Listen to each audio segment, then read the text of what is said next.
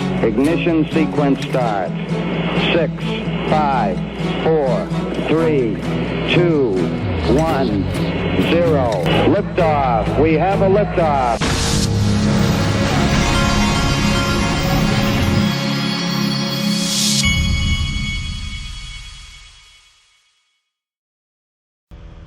Hey everybody, this is the Digital Asset Investor, and today is the day. I've sat back, I got kicked off of X for no reason. Today's the day that we fight back. Everything that's about to happen, I'm going to talk about in my in the member group this morning, and then later today, the launch will be a go. And I have people I'm working with who you will know, and we're going to go for it. Okay, we'll call it Operation X. Now, I was telling my wife this morning that if I've learned anything from crypto, is all of the good things happen when you don't expect them. They never happen when people are anticipating them. That goes for pretty much most things in life, I think. Here it says potential IPOs of 2024, current valuation estimate. And they're talking about all these different IPOs. They've got Circle in there, but there's obviously one that is missing, which is Ripple. There's no reason on the planet Earth that Circle should have the opportunity to go public and not Ripple. Circle's never been bothered by the regulators. Just so happens they're backed by Goldman Sachs. Pure coincidence, right? But like I said, all the wild things, the great things, they always happen when you least expect them. It's never when you thought they were going to happen. So that's why I'm a Ripple private equity owner, and and Link2 is my sponsor, and they do have Ripple private equity. I've learned, especially I've learned with investing, is if I'm buying while everybody's talking about it, it's the wrong time. Now, this guy is right over the target as far as the economy. I believe that we're seeing the signs now of what I believe was the planned demolition of the current economic system. There are major developments in the global banking system. Something is happening that's causing banks around the world to hoard liquidity. And while we see more obvious signs of this in the foreign offshore parts of the Eurodollar system, it's not just overseas institutions. In fact, we have lots of compelling data from the U.S. banking system that shows U.S. banks are a full part of this wave of liquidity hoarding. The most obvious of those, where it comes to the domestic system, that's the Federal Reserve's BTFP balance. Remember the BTFP? That was a brand new tool the Fed came up with in the wake of the March and April banking crisis, because as we know, their tools always work so well, they have to invent a brand new one every time some trouble pops up. You would think by now, with it being 8 months since Silicon Valley Bank, that the BTFP would at least be on its way to zero, banks repaying all of that emergency funding. But no, instead, as of just last week, the BTFP balance hit a new record high. Not only are banks not repaying it, they're adding to whatever funding they're getting from this program, which raises a whole bunch of questions about what's really happening in terms of the liquidity in the global banking system. And if it was just the BTFP, that would be enough to raise an eyebrow, because again, that should be repaid by now. But it's not the BTFP, or not just the BTFP alone. We also have something called the foreign repo pool, which is an accommodation the Federal Reserve Bank of New York does on behalf of foreign, largely official institutions. That's a signal. We also have something else from the Federal Reserve Bank of New York. That's the amount of U.S. treasuries they hold in custody on behalf of foreign reserve managers and central banks around the world. And as far as the domestic banking system is concerned, we've got the H8 figures from the Federal Reserve itself, which shows a massive, monstrous, large liquidity cushion, cash cushion still being built in the U.S. part of the banking system. So we've got all of these signs that suggest banks around the world are preparing for something. Yeah, they're preparing for something, all right. And So moving along, now check this out. The new home prices just crashed by the largest amount on record, down 18% over the last year, according to this. Even the worst month of 2008 financial crisis, the biggest decline was 15%. The worst part, new home prices are still up 24% from their pre-pandemic levels. Folks, if it's hitting new home prices, you know what's next is all of real estate. What a coincidence. Breaking, huge suspected cyber attack against Israel. All Israeli emergency service and lines are currently in blackout, making it impossible for Israelis to reach police, ambulances, firefighters, and rescue teams. And then, oh, this video right here is priceless. I'm just going to let you watch it first. Remember, this is the same guy that said, oh, you're just grand conspiracy theorists. All of you people talking about ETHgate, yeah, did they get some regulatory advantage? Well, actually, the quote's right here. Did Ethereum founders use connections and maybe even money to convince the SEC? Yes, probably. But this is not corruption, just favoritism. Oh, yeah. Charles is changing his tune, folks. Charles is now saying what we were saying for 3 years. He's mad. He's really mad about it. But we were all just a bunch of crazies, conspiracy theorists, grand conspiracy theorists, when we were pointing out exactly what he's talking about here.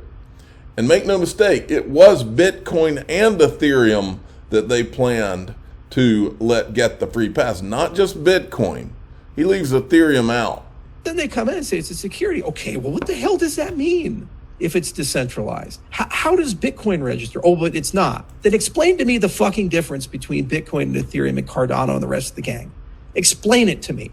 Like I'm 5 years old. Run the goddamn Howey test on it and show me the difference between... Well, Charles, the first thing you have to do is put the 4 Satoshis that the Homeland Security met with and know who they are and put them in the room. Then you go through the Howey test. Tell me, is there an expectation of return with the goddamn orange pill moon boys? It's there. Mm-hmm. There's so many different planks and angles that you can take a look at this thing from. And by the way, if you subpoena and attack about 3 different entities, you could perform a 51% attack on Bitcoin because that's the way the hash power works. But it's decentralized, apparently. And Team Orange gets a complete pass. It's a pathetic fucking joke. It's an absolutely pathetic joke. Yeah, you could have joined us when we were the ones that broke all this and talked about it for 3 years, Charles. But you took the arrogant approach. And it would be funny if not for the fact that hundreds of millions of dollars of legal fees have been exhausted in this Pyrrhic war that's being fought on the industry. And they'll lose court case after court case, as they already have and will continue. And then at some point, it'll stop. There will not be an apology. There's not going to be any money that comes back. And we'll just move on.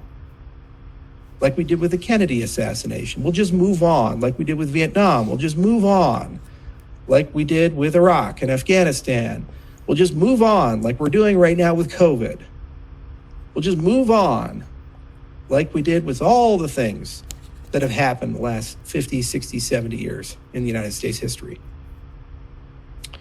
It has to stop.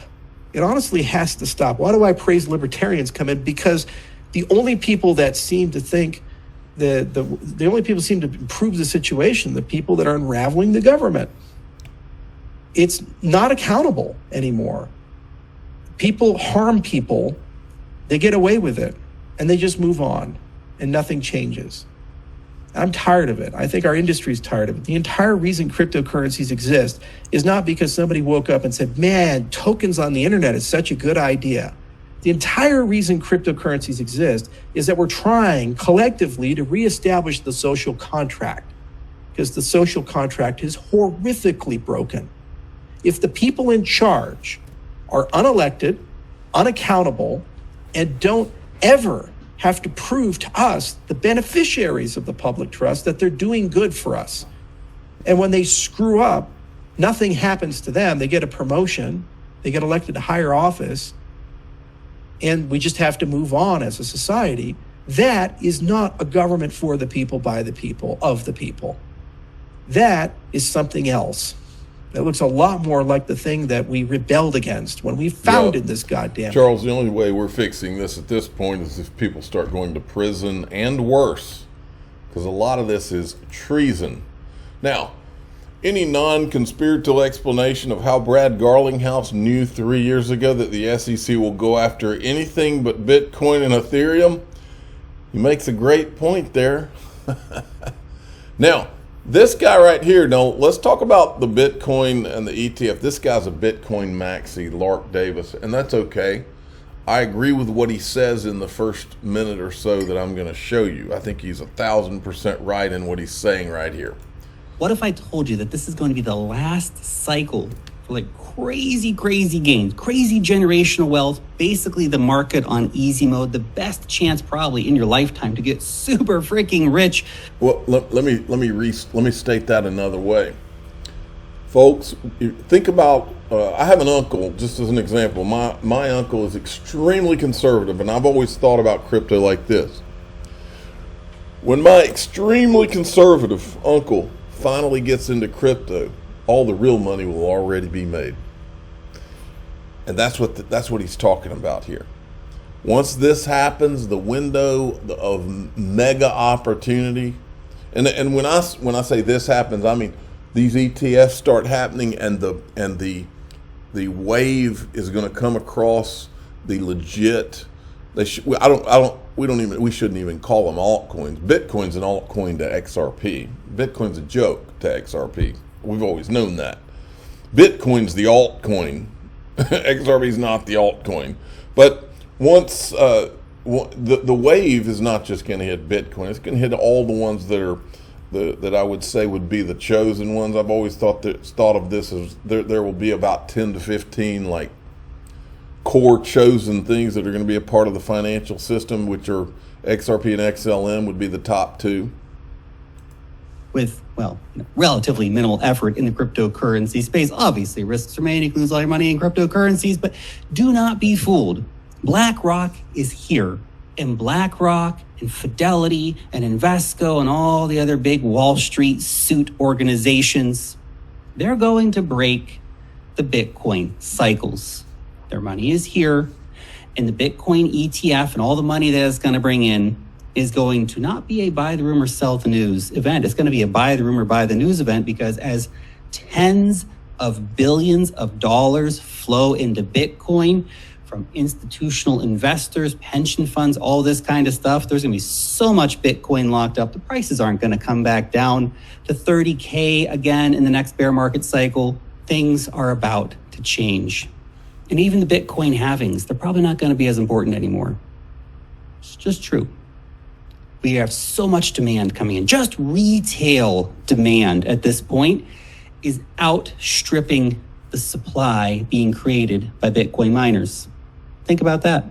That's crazy. Just retail. People like you and me. When you account for the family offices, the millionaires, the billionaires, the corporations, the publicly traded funds, the privately traded funds, the pension funds, the banks. Now you just think about this is what I was referring to, because he's right. I've known financial advisors. I mean, I was a financial advisor at Morgan Stanley back in the day. I'm not now. But I've talked to financial advisors as I've done this channel, and they all laughed at first. Oh, yeah, ha, ha, ha. And I said, in the end, I've told them 5 years ago, I said, at the end of this, you're going to be the one selling it. And see, most of the population, the people that aren't the rebels like you and me, most of the population has to wait for their financial advisor to tell them that this is okay. And that hasn't happened yet. That's about to happen, because just like I told my financial advisor friends, you're going to be selling this in the end. And then it'll be me laughing. And that's exactly what you're about to see happen. And so he's right on that. Now, we're going into the member group, and I'm going to talk about the first thing I'm going to talk about, which is 1,000% true. We can call it Operation X. I'm not going to go any further into it than that, other than to say I'm going to tell the member group what we're about to drop the bomb today. Today it's coming on. It's coming on the X platform. It's going to hit social media. We're going to even get it in the hands of media. We've already. Anyway, I'm not saying anything else. I'll tell the member group. I'm also going to talk about how the powers that be have been controlling everyone by fear and other methods, and I'm going to show you they're already initiating some of that again. I'm going to talk about how our politicians have been compromised. We'll get specific. And then I'm going to talk to you about the evil CBDC plan. This is the one I think that they're really going to try to initiate. Not try, I think they're going to initiate. And I believe this is how they're going to control most of the population. And I'm going to go through it now. It's at daixrp.com. I also yesterday we've got a DAI members only Telegram group, and the link is in there when you join. This is about to get interesting. I needed an easy way to communicate and drop news in the group, and that's kind of what I'm using now. I'm the digital asset investor. I'm not an investment advisor. This is for entertainment purposes only. Please subscribe, hit the like button, tell your friends and family. Operation X is coming today. It's on, Elon.